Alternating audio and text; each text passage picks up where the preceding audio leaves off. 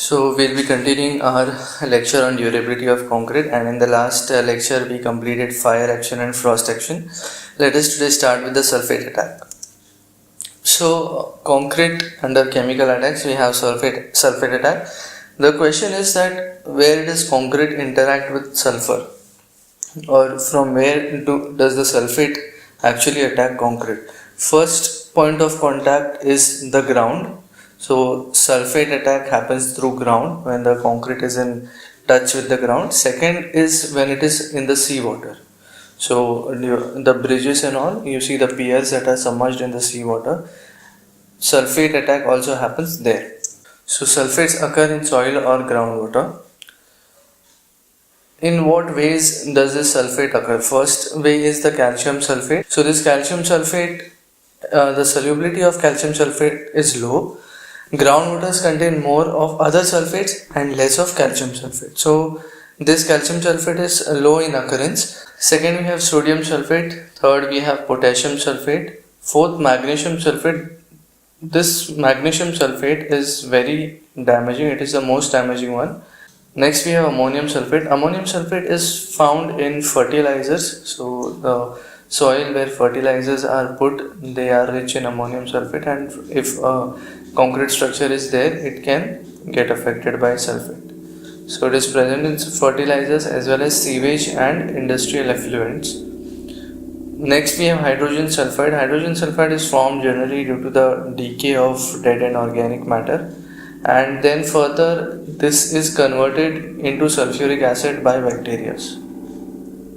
So these were the forms from which the concrete can get attacked by sulfur. Sulfate attack is therefore a common occurrence in natural or industrial situations.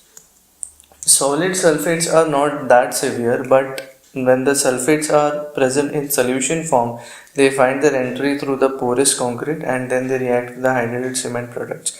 Now, what the reaction is generally it forms a white appearance on the concrete, and as you can see in this image, this white appearance that is there. In this image also you can see. And due to this, what happens is, due to sulfate attack, there is an increase in the volume of cement paste. So this is the most prominent aspect of sulfate attacks. When you see there is an increase in volume of cement paste and a whitish appearance, it is generally due to sulfate attack. Here you can see how, because of the increase in volume, the concrete has deteriorated or it has disintegrated from its place, right? The reaction that takes place is calcium sulfoaluminate is formed when calcium aluminate hydrate CaH, it reacts with the sulfate salts from outside. So this calcium sulfoaluminate is formed because of the increase in volume of the solid phase, which can go up to 227%, like more than twice its volume. A gradual disintegration of concrete takes place. Next, we have concrete in seawater. So let us learn about that. The way how seawater concrete attacks is, first is it has sulfate attack on concrete. Second, it produces corrosion of steel, and third, due to the mechanical forces, that is the tidal forces and all, they also disintegrate the concrete. So seawater has 3.5% of salt by weight. Second, it has sodium up to 11,000 milligram per liter, chlorine up to 20,000 milligram per liter, which contributes to the chloride attack, and due to chloride attack, the reinforcements disintegrate or they deteriorate. We had seen chloride attack before. Then magnesium, it has 1400 milligram per liter.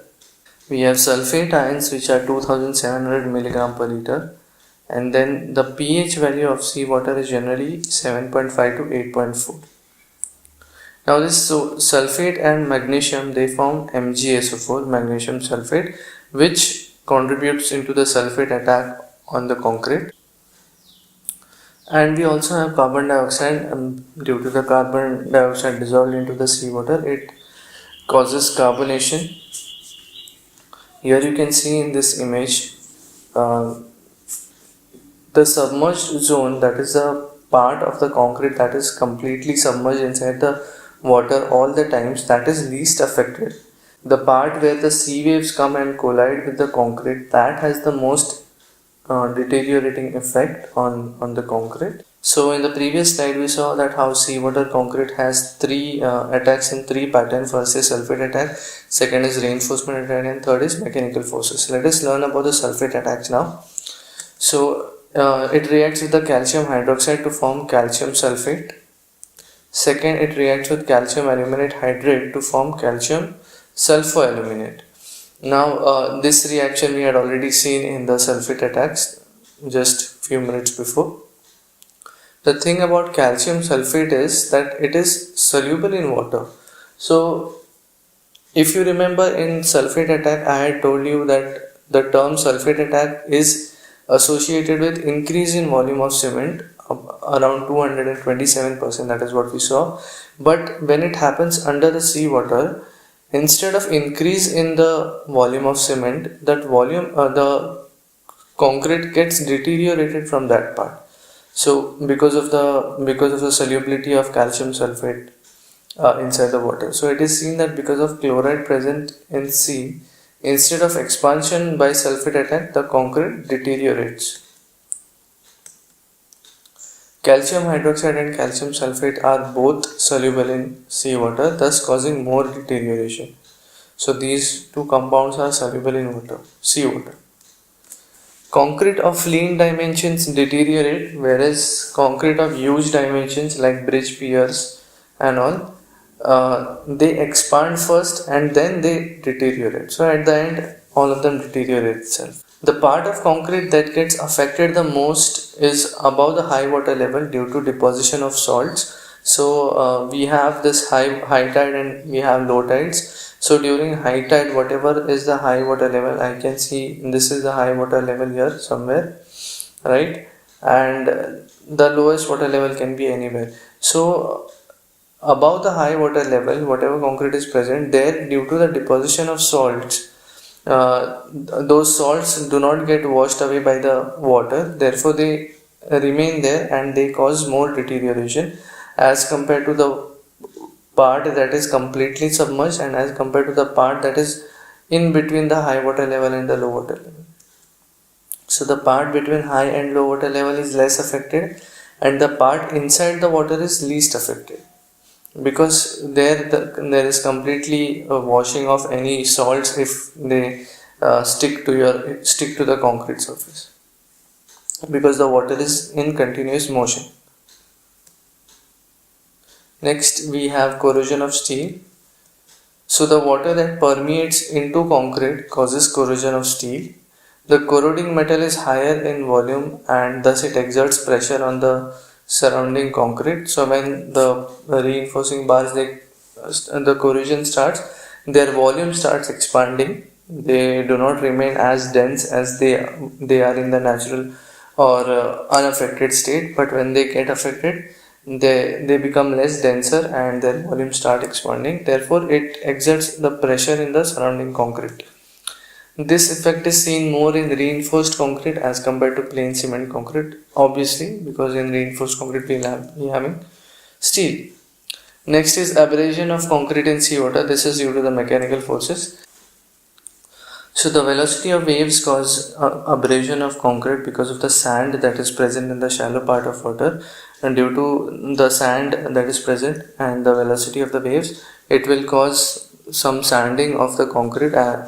You have all seen, you might have seen the sandpapers, how rough they are. So if you polish with any material with that sandpaper, it causes abrasion. So same way it happens here as well. The sand that is present naturally, when it hits the concrete at a velocity, it is going to cause abrasion.